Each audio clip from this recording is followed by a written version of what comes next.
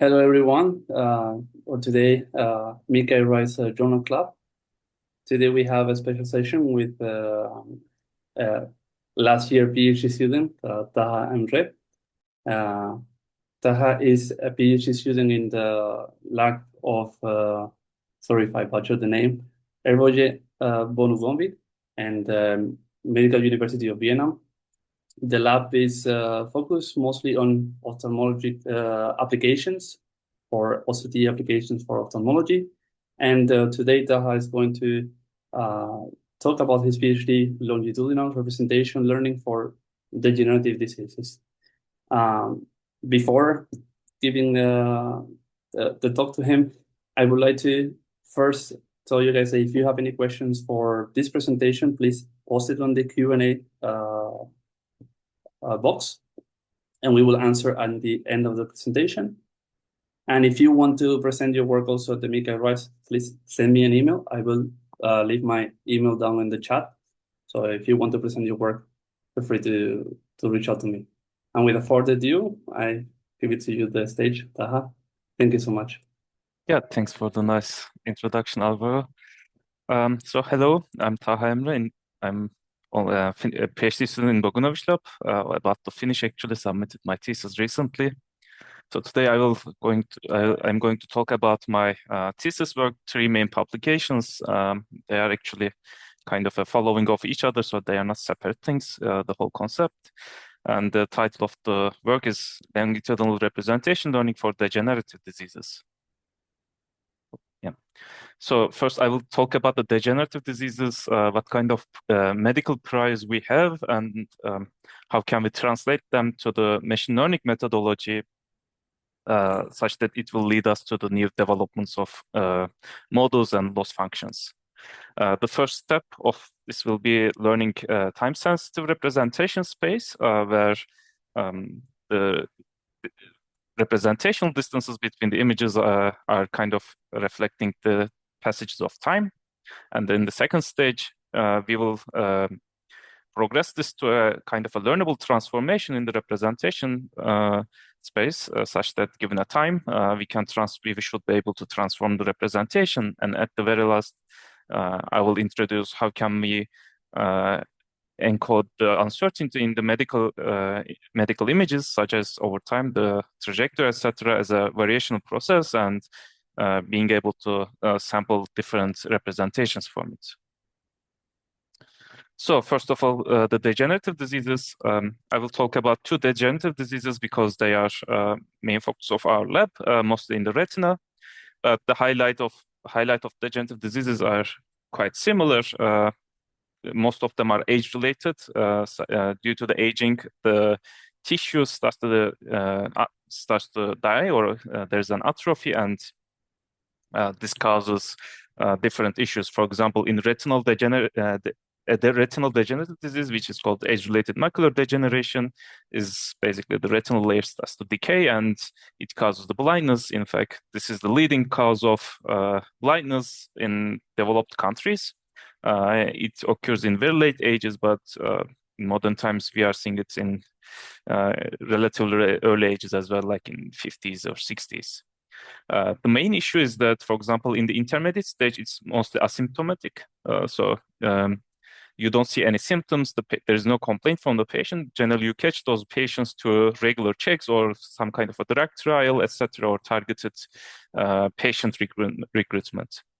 But it can convert to the late stages, and there the problem begins. For example, in the top part, we can see as a possible pathways from intermediate stage, which is called neovascular AMD, which leads to kind of a neovascularization, leaking of the fluids, and it distorts the vision of the patient, and it deteriorates the life quality.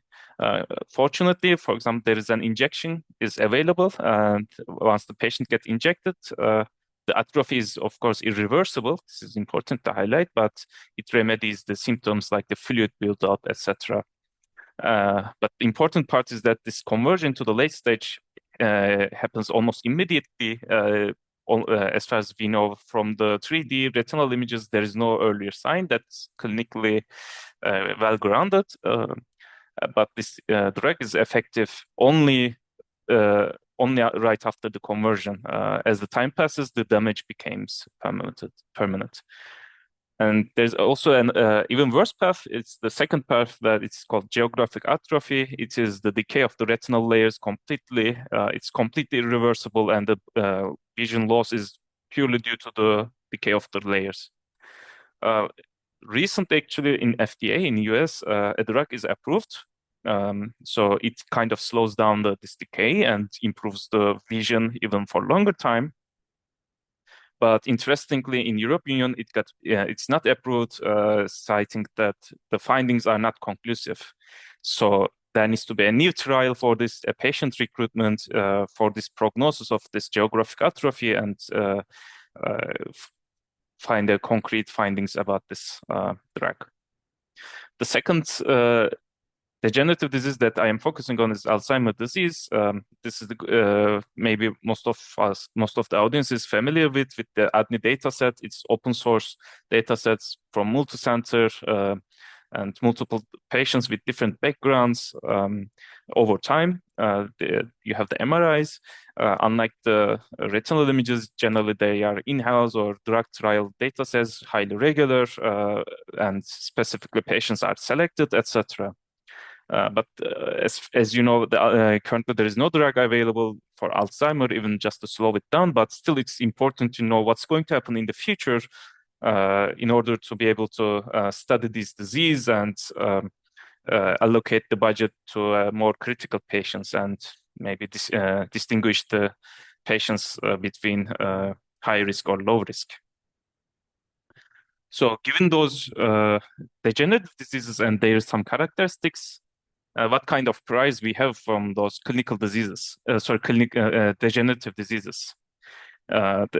As I explained, the hallmark of this disease are the cell death. So it is always progresses. It's completely irreversible. At best, you can stagnate the atrophy.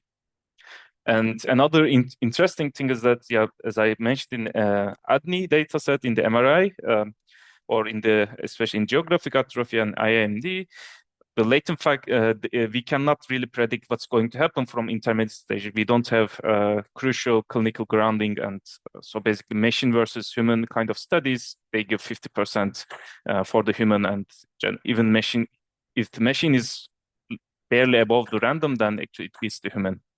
One of the reasons is that actually there are a lot of latent factors affecting this, such as genetics, especially as far as I know, in AMD. I am sure that I am known for a fact that it affects a lot. For example, the white population is more prone to that disease, or the sex, like women, is more prone to AMD type of diseases. Also, life habits, eating habits, those kind of things affect a lot.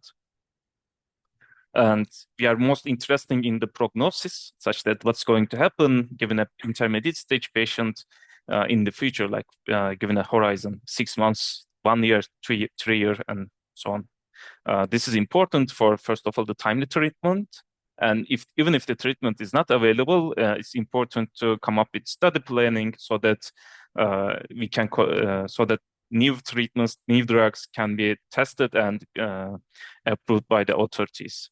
So those priorities, how can we translate them to the representation space? This is the main question of my thesis and this presentation.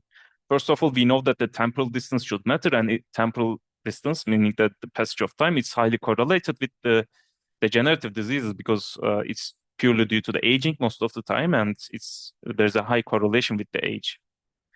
Also, we are very interested in what's going to happen in the future, right? Given a patient, we are interested in the prognosis. So the time should act as a transformation in the representation space, but also there are latent factors. So this transformation shouldn't be deterministic. It should define a stochastic process such that it incorporates the uncertainty or the possibility of the different features. But also, and we should be able to learn those things from large longitudinal data sets, which most of the hospitals have due to the patient screening, etc. But the important thing is that those are unlabeled because all the medical labeling is already very expensive, and when it's longitudinal, it's even worse. So the main topic is how do we learn those features and embed them in the representation space using simple longitudinal setup. So I will mention some preliminaries about this pre-training stage.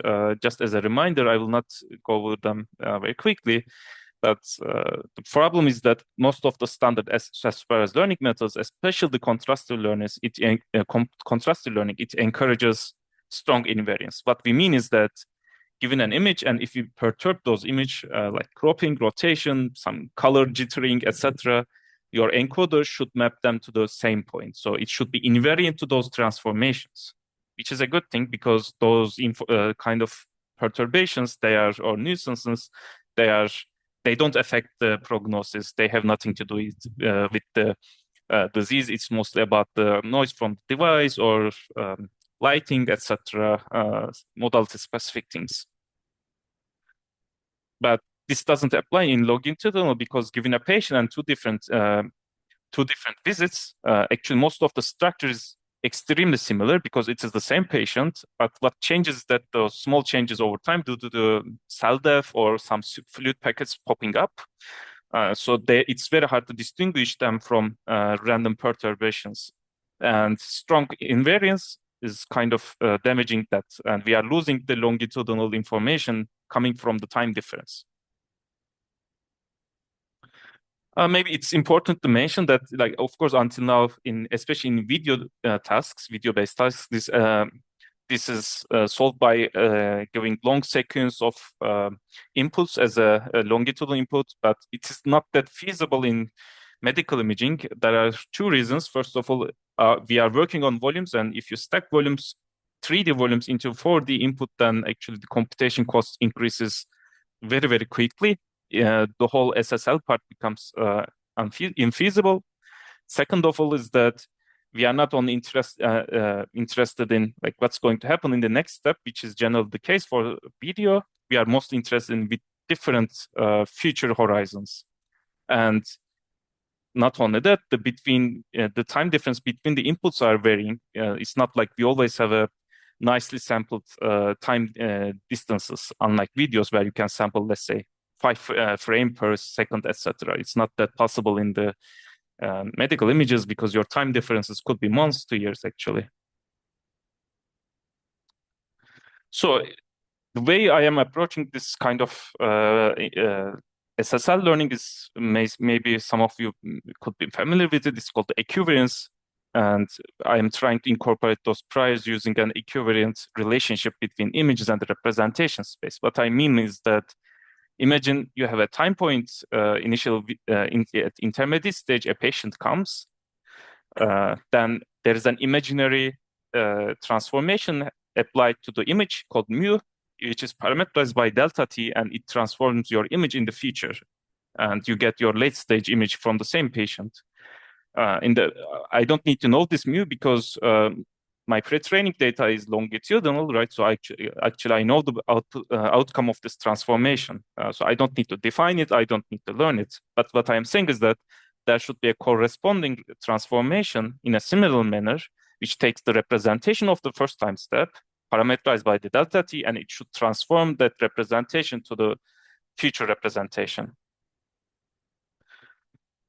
Maybe some of you can object that, yes, equivariance has a strong notion and definition, very well grounded definition in the group theory. But I am using it loosely, and it used to be used in machine learning community. Generally, it's called equivariant self-supervised learning methods. Now it's called something else, but back then that was naming.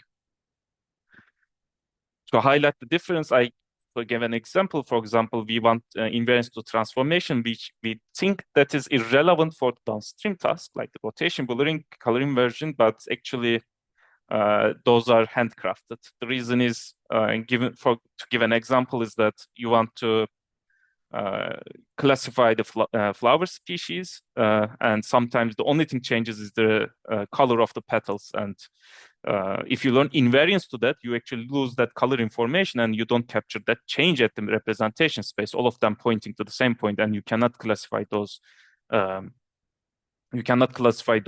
Flower species. The equivariance means that there's a corresponding well-defined transformation at the representation space. And this is again the time specific that takes the representation and transforms it, like rotate. It could be rotation, translation, anything you can define. But how about time? The problem with the time is that it is relative. What I mean is that it depends on the context, meaning that we need to know the transformation needs to know about the initial input. This is completely unlike the 2D image rotation, where you define a group transformation from SO2 group and you just apply to any kind of 2D image and it actually rotates. It doesn't need a context. You just need to give a degree and it can rotate anything. But the time you should think of it like this: given a 2D image of an house, you want to rotate on its axis. You want to see what is behind the house. Now, you need the rotation degree, like, right, 180 degrees, but also your model, your encoder needs to know about what is an house.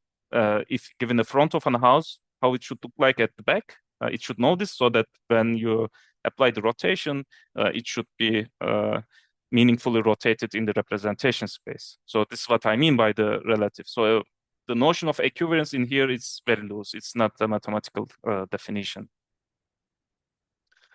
First two works of mine is mostly on the contrastive learning, and just very, very quick highlight is that contrastive learning, you augment an image, you get two views, and you try to bring them together in the representation space, and in your mini batch, all others are the negatives. You are trying to push them away.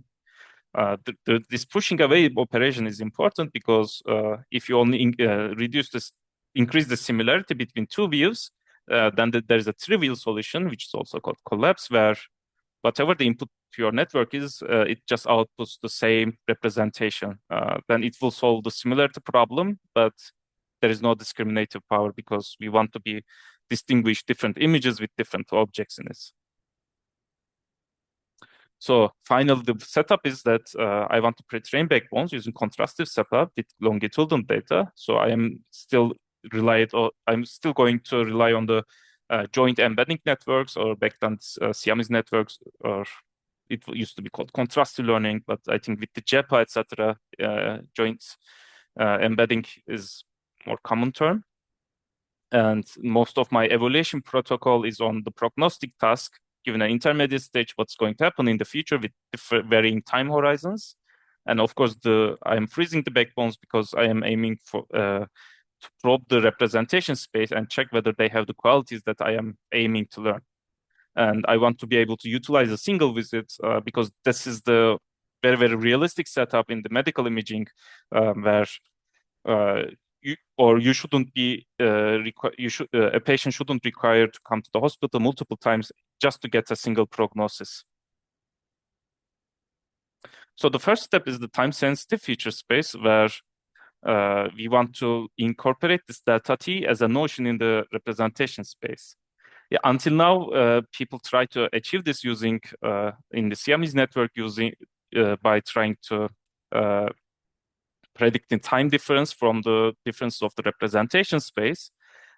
So hopefully this will implicitly encode the time information, but it doesn't have any other notion such that it doesn't learn the invariance to random perturbations. We still want to learn that. And also just being able to recover the time difference doesn't mean that there is a time sensitivity in the representation space, because this time information should be confined to a single dimension of your 1024 dimensional representation, and the rest could be completely useless.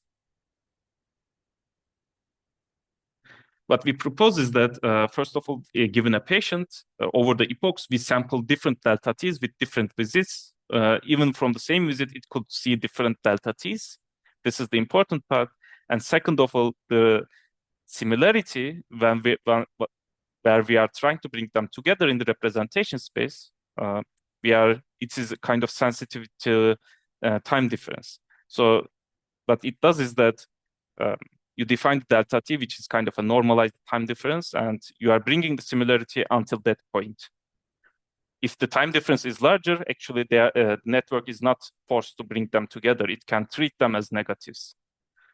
It's kind of inspired from this old epsilon insensitive loss. Back then it was used for support vector regression for continuous tasks, unlike the support vector machines, which is specific to the classification, and the delta t is not fixed. So it's not a hinge loss actually. This got published in MICCAI, then we later on extended to TMI, but the main important is the similarity loss. So what does it do is that if the delta t is very, very close, then actually it acts as if it's the two views of the same image, bringing them together, because we don't expect large changes between two very close visits. But as they get apart, and as delta t gets close to the one, actually the network treats them as negatives. So it tries to push them away because we are expecting very, very drastic changes. We adapted the VGREG, contrastive VGREG loss to this, but it's very trivial to adapt any kind of contrastive loss to that. InfoNC or Barlow twins or currently LeGepa is available. Very recent model, all of them can be adapted with the similarity loss. So it's not an additional term, it's rather than we are modifying bringing them together part of the contrastive setup. So what is the effect of this loss on the representation space? First of all, it prevents visits of a patient, prevent them from collapsing to the same point, such that now the longitudinal time is there. But is it actually there? I mean, just because they're not in the same point doesn't mean that they're longitudinally meaningful.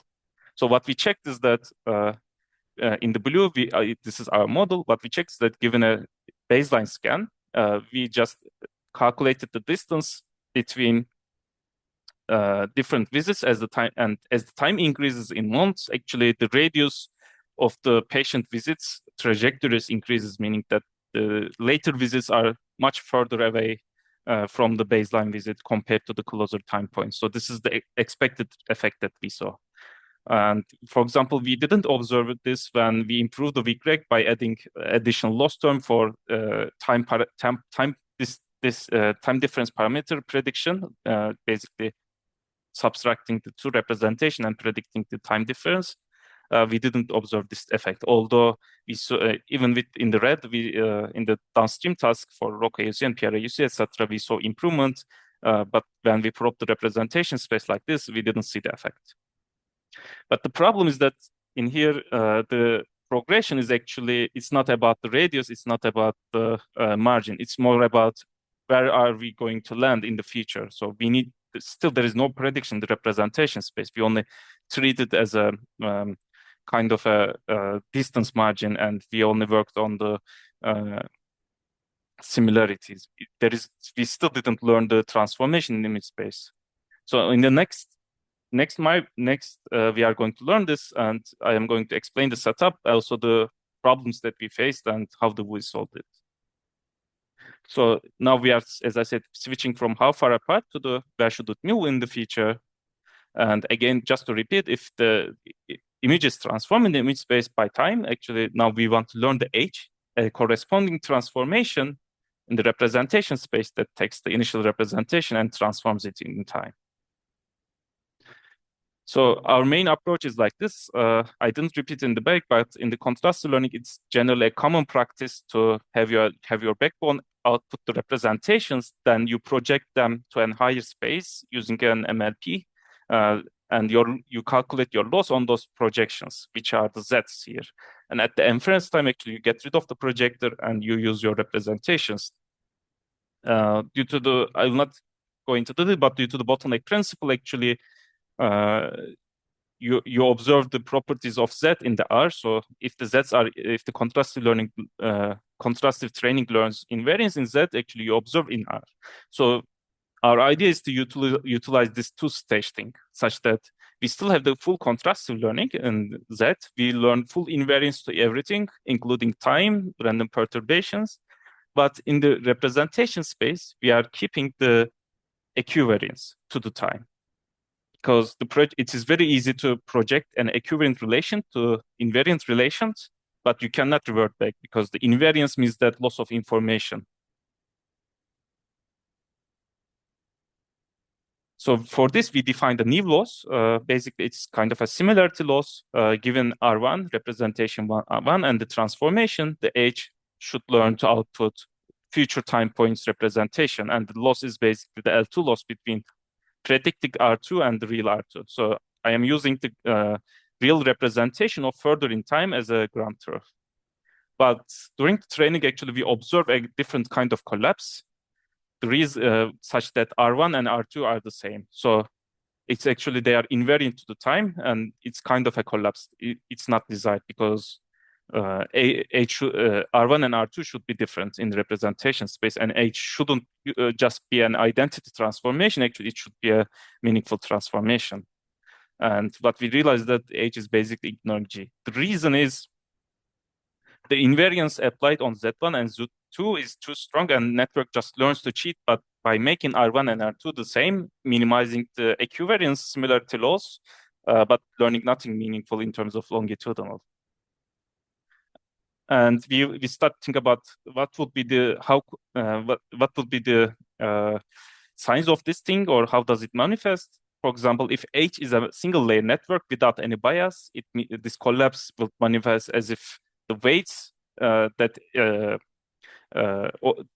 weights that operate on G becomes zero. Basically, R1 just outputs, R1 enters, it just identity transformation, G is completely ignored. If it is an MLP, it means that gradient with respect to the time parameter is zero. The problem is that those two things are very hard to regularize without specific architectural tricks. So we want to keep our encoder as simple as possible, vision transformer, ResNet, 2D or 3D versions, so that it can be used for any kind of backbone. So in order to solve this problem, we just reformulate it very, very quickly. Basically, we just create the displacement, defined it as a displacement map. Now the network predicts, this small module predicts the displacement map, which is added back to the initial representation, and we got our prediction about the future. Now we only need to regularize the output of this network. We don't need to deal with the gradients, no need for the weights. We just said that, okay, the output shouldn't be a null output. And it can, basically, null output means that the norm is zero.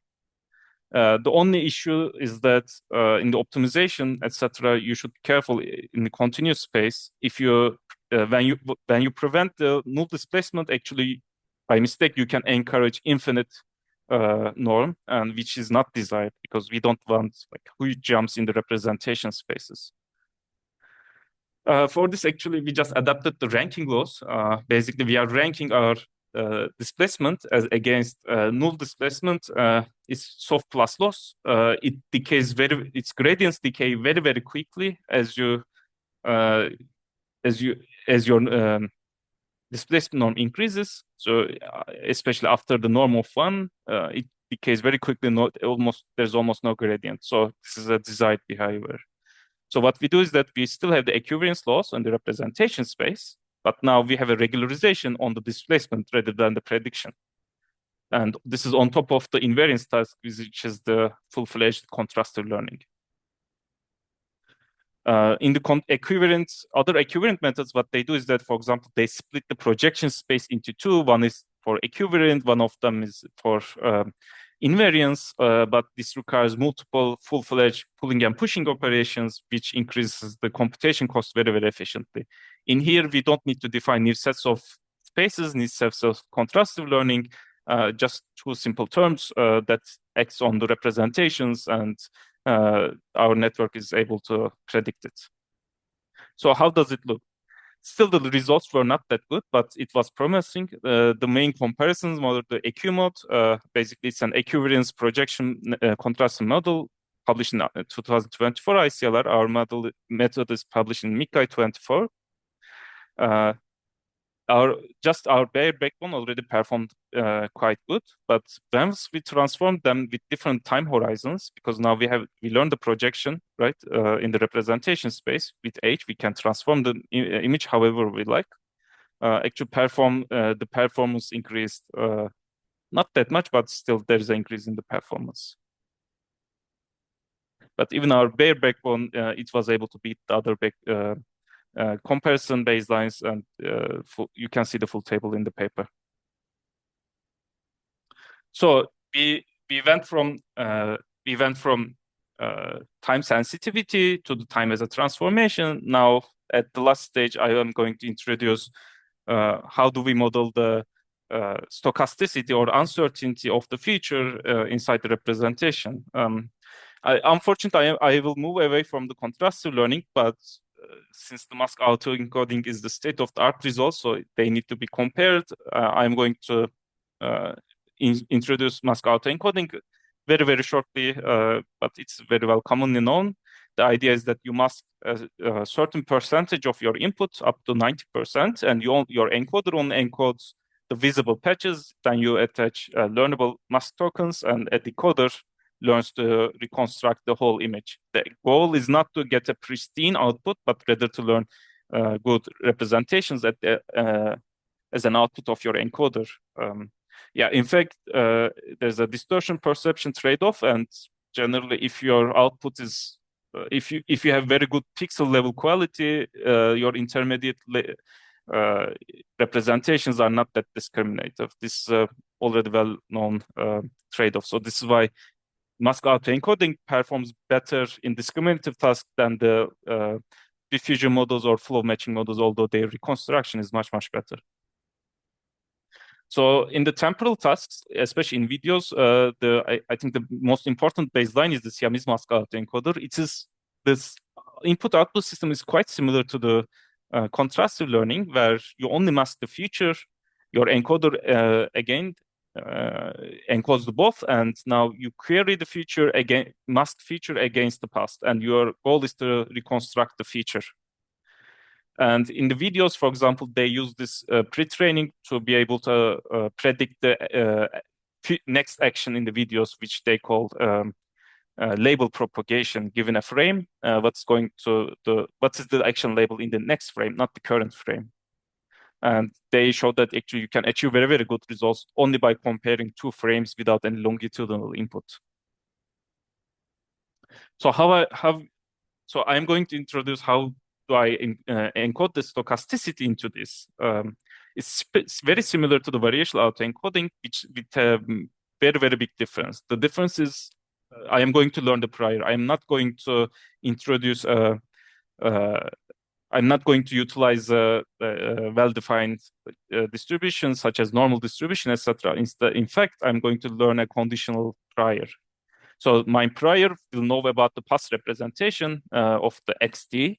It will know about the time difference, delta t, but it is not going to know about the future scan. It will not see it, but still, it needs to be about the future representation, t plus delta t. And I am going to match this against the posterior, again, a learnable posterior, but now the posterior knows about the past. But again, knows about the past, but it knows about the feature, but the mask feature. And full signal will come from the reconstruction task, of course, and the goal is to use a KL divergence to match the prior to this more informative posterior. But the prior will be available at inference because it doesn't rely on a future scan. Just a side note, actually, we find that it's very important that there is a there needs to be a handicap such that the future images is not fully visible. It's masked. Otherwise, the network learns the shortcut and ignores the xt and just relies on xt plus delta t. So this is our full pipeline. Currently it is under review, but you can access the code and the archive preprint. So it's very similar to CM-MAE. I have a vision transform encoder. This is again full 3D. I don't as it's before. So it's basically a 3D vision transformer. Instead of 2D patches, I have just 2D volumes, cubes that it goes to the network, and the output is just the patches of that. And the feature is again masked, and the reconstruction is again about the feature. But now I have two things. First of all, I want my prior to be aware of time. Now I have a kind of a conditioning here. It's a kind of a temporal bias. And now I have a prior and posterior, and the prior, and they are matched with a KL divergence. And since this is a kind of a categorical distribution, but since it's defined using the Torstadt distribution, I can actually sample different tokens from this given different delta t. So what does my loss look like?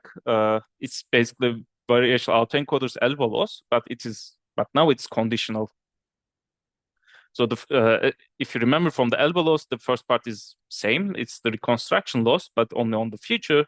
But now the KL divergence is just for posterior to prior alignment. Instead of in the variational autoencoder, you have a normal distribution here. In fact, instead I have a conditional learnable prior. But the good thing is that this prior is available at the inference time, because at inference, my task is to predict the prognosis from a single time point. Now I can sample different features from that, and I can capture this kind of a stochastic relationship with different, and I can prompt my encoder with different delta t's. But what is the effect of delta t? So those are the last CLS tokens attentions on the pre-trained network. Of course, it's actually 3D, so I'm just showing the central slice of each most highest attention. But with not TE, actually, what we found is that the attention is all over the place. It's not able to focus on certain points, but with different conditioning, actually, temporal conditioning, actually, it starts to focus. In fact, with different conditioning, it starts to focus on different parts of the image. We didn't run a clinical evaluation whether those focuses are important for the future or not, but it seems that it has a certain effect. But then what would the projections look like with different stochasticity? And what you see here is that we give an image and we create prior and prompt it with different delta t and sample 20 different representations. So each image is from a different image actually. And what we see is that there is, in both cases, there is a certain point of time, and it looks like the time increases from blue to yellow, but the sample tokens, sampled representations of the future looks diverse enough. And now, we show that our results improve substantially, especially in different prognostic tasks in OCTs, retinal diseases, and also in ADNI. The PRAUC looks low because the converter scans are very, very minority, generally 5% or 4% of the whole data. So the baseline is 004 or 005. But very interestingly, especially if you train a Cox model for time to event, we can prompt this time to event information as a delta t. Now actually our model significantly outperforms CM-MAE, and of course MAE, since it doesn't have any longitudinal information. So in summary, it's possible to use time as a weak supervision in pre-training, and it doesn't require any expert labeling. It doesn't require regular inter-visits or certain number of visits. You just need to know which patient it's coming from and what is the time difference between two visits. That's all. Then actually you can create your pairs and train your networks and have a meaningful longitudinal backbone. And invariance is not always desirable if it collapses, especially in the second part. We showed that without regularization, we learned that it learns the temporal invariance, which degrades the performance. And lastly, we showed that the disease features are uncertain due to the latent factors, and it should be incorporated in the representation space.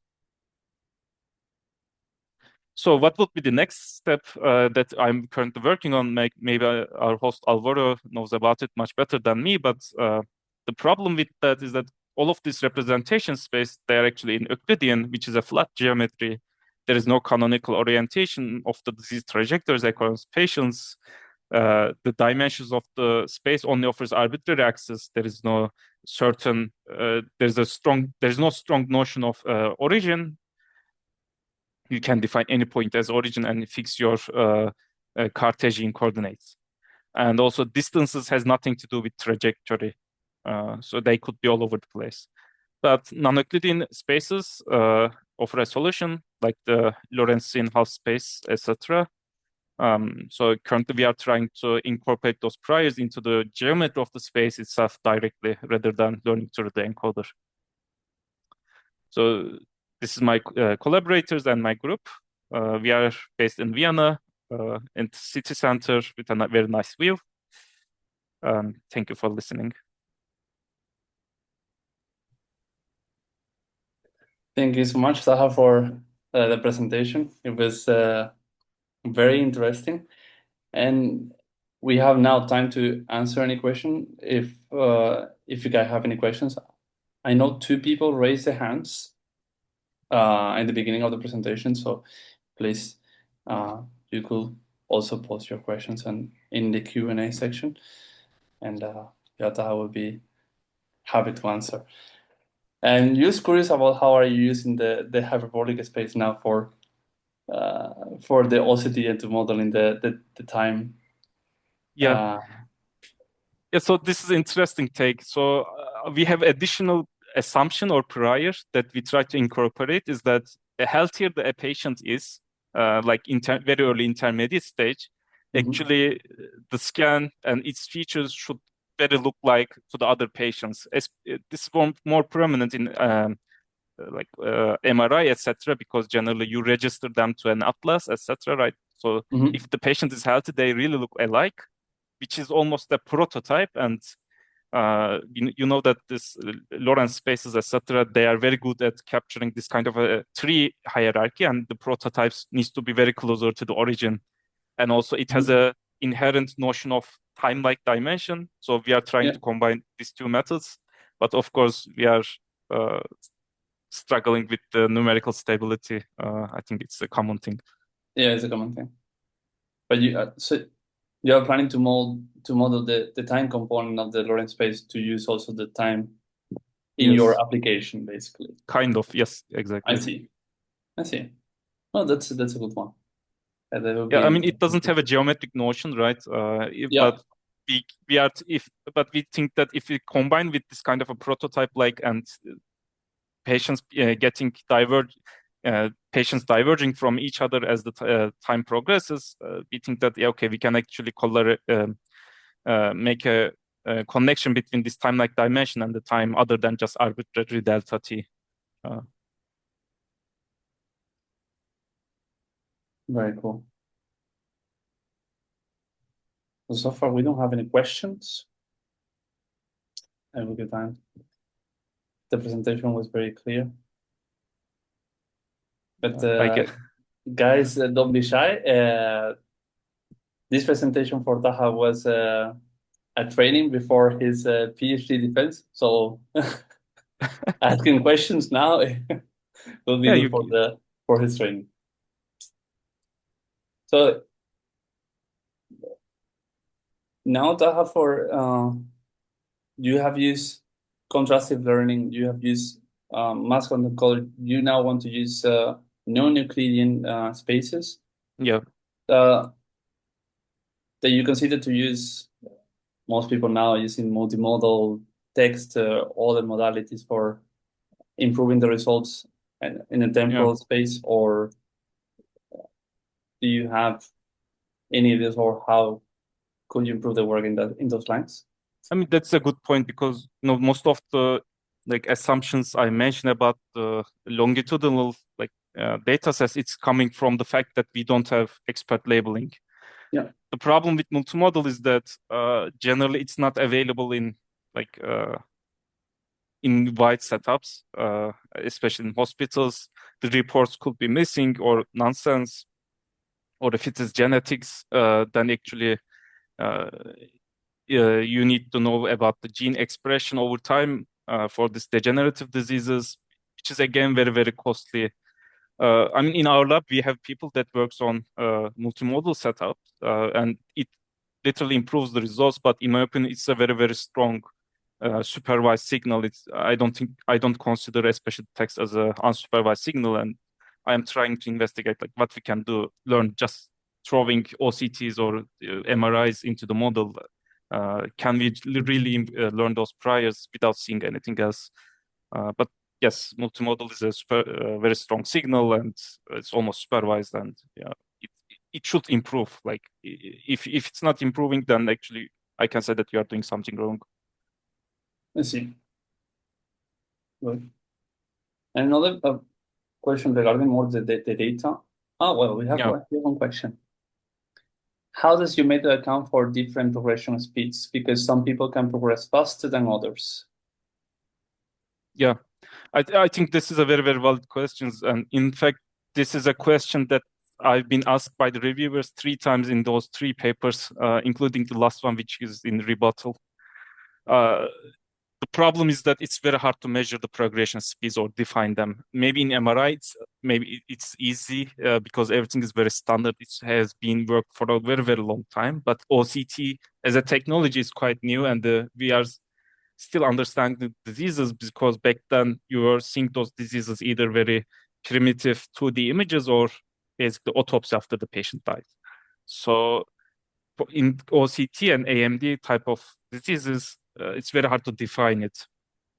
And this is the reason, especially in the first part of the discussion presentation, I showed that like we learned like a margin. Basically, it allows the network to learn the distance itself.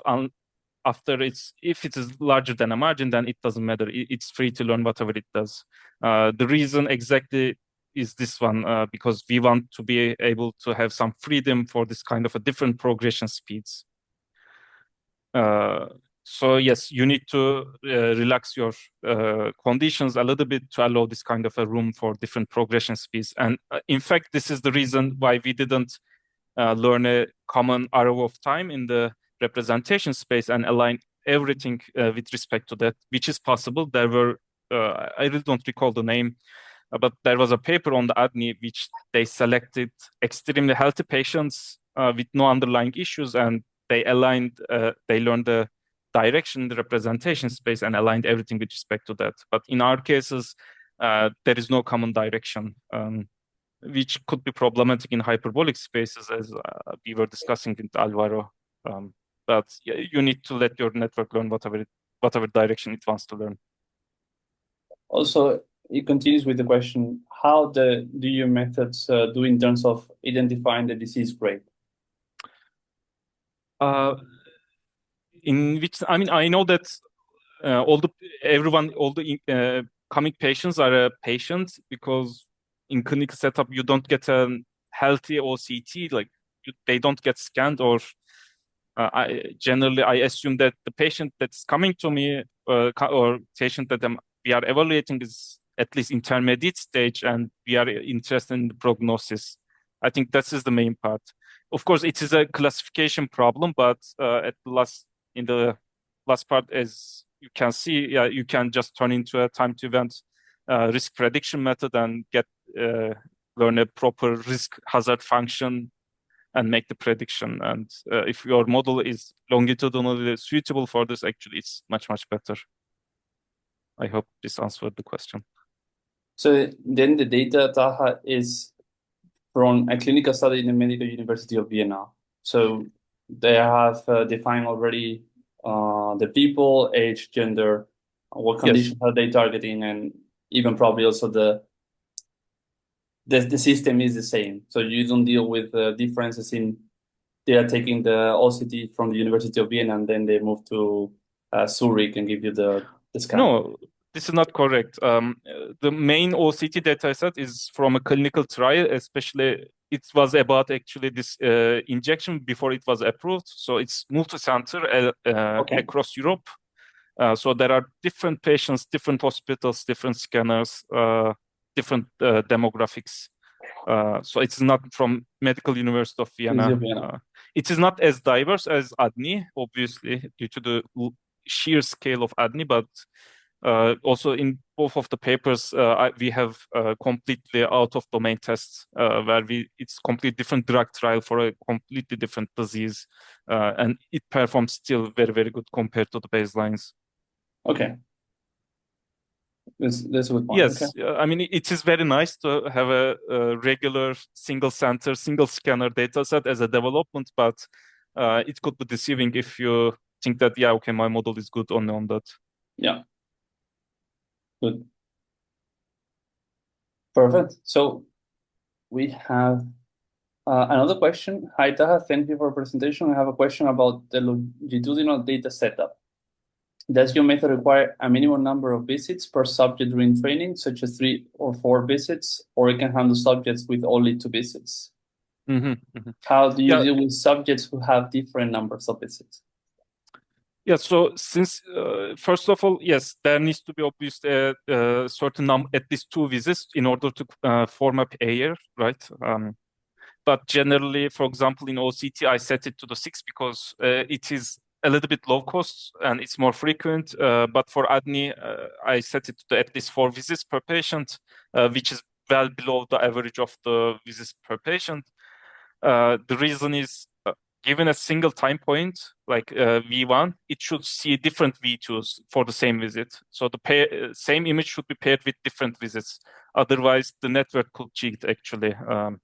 So it's not very suitable for some of the, or at least most of the public data sets where there's generally 3 or 4 visits per patient. Unfortunately, yeah, I don't think that my models would perform very good on them. So I didn't try. Okay. To be honest, that is the case. And since we are forming the pairs, actually, a different number of visits doesn't really matter. It just means that a patient contribute different pairs. Initially, in the first 2 methods, I try to make them sure that there are certain number of pairings.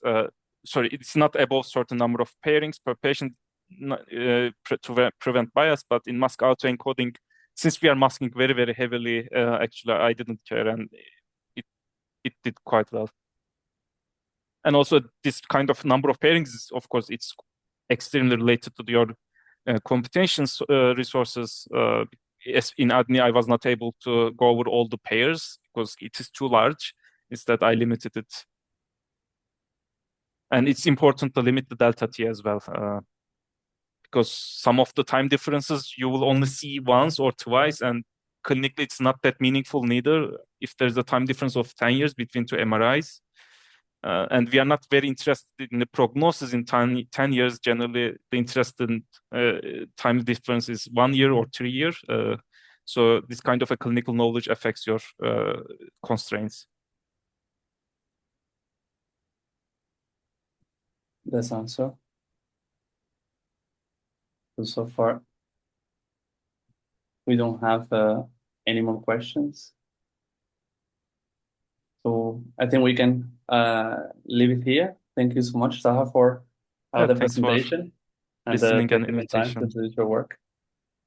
I wish you all a nice weekend and hope to see you next time. Yeah, hopefully in Strasbourg. Yeah, Bye bye. maybe. Bye bye.